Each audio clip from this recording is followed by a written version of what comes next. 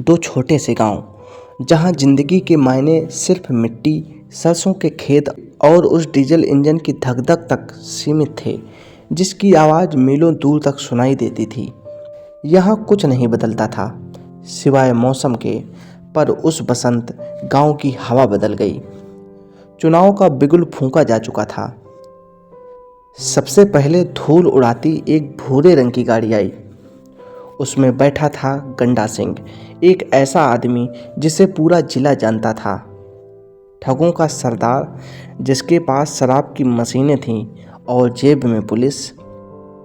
वो आया था सौदा करने। किसी को बंदूक का लाइसेंस चाहिए था तो किसी को कत्ल के केस से निकलना था। गंडा सिंह ने अपनी डायरी निकाली, नाम नोट किए और बदले में 100% वोट का वादा ले लिया। उसके लिए चुनाव सेवा नहीं, अपनी सल्तनत बचाने का रास्ता था। अगले ही दिन एक पीली लॉरी आई। लाउड स्पीकर पर शोर मचा और नेशनलिस्ट पार्टी का झंडा लहराया।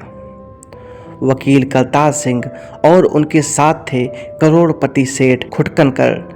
करतार सिंह ने गला फाड़ कर कहा, अगर 40 करोड़ हिंदुस्तानी थूक भी दें तो अंग्रेज डूब जाएंगे।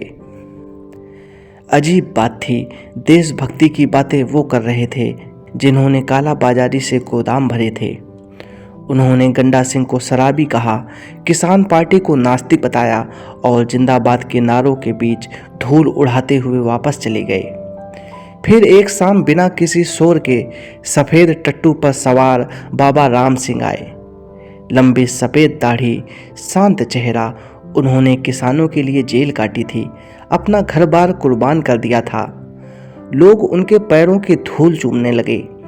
बाबा ने बस इतना कहा, मैं विदेशी हुकूमत और जमींदारों के जुल्म के खिलाफ लड़ना चाहता हूँ।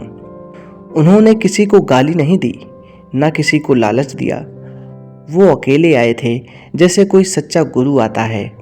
वोट पड़े, गंडा सिंह की शराब बटी, करतार सिंह की लॉरियां दौड़ी और बाबा राम सिंह को ऐन वक्त पर पुलिस ने उठा लिया। 10 दिन बाद जब डिप्टी कमिश्नर ने नतीजे पढ़े तो भीड़ की सांसें थम गईं। गंडा सिंह 11,000 से ज़्यादा वोट, करतार सिंह 8,000 वोट और बाबा राम सिंह महज 760 वोट। उनकी जमानत जब्त हो गई थी। गंडा सिंह जीत गया, शराब जीत गई, रसूख जीत गया। आदर्शों का टट्टू पीछे छूट गया था। जनता ने अपना फैसला सुना दिया था और सच ही तो कहते हैं, जनता की आवाज़ ईश्वर की आवाज़ होती है।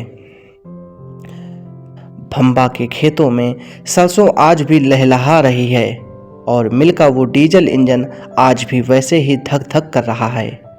बस उस दिन के बाद एक बात साफ हो गई कि जब ईमान और शराब के बीच मुकाबला हो तो अक्सर बोतल भारी पड़ जाती है। बाबा राम सिंह की सादगी उस धूल में कहीं खो गई जो बड़ी बड़ी गाड़ियों ने उड़ाई थी। गंडा सिंह की जीत पर ढोल बज रहे थे और करतार सिंह अपनी वकालत की अगली तारीखें तय कर रहे थे। लोकतंत्र का यह मेला खत्म हुआ, पर एक कड़वा सवाल पीछे छोड़ गया। क्या वाकई हम वही चुनते हैं जो हमारे लिए सही है, या हम वही चुनते हैं जो हमें मुफ्त की शराब या खोखले नारों में बेहतर सुनाई देता है? खैर, हार तो सिर्फ एक बूढ़े किसान की हुई थी, लेकिन हारने वालों को कौन याद रखता है? आखिर फैसला तो ईश्वर की आवाज़ का था और उस दिन ईश्वर की आवाज़ गंडा सिंह की बोतलों के ढक्कन खुलने की आवाज़ में कहीं दब कर रह गई थी।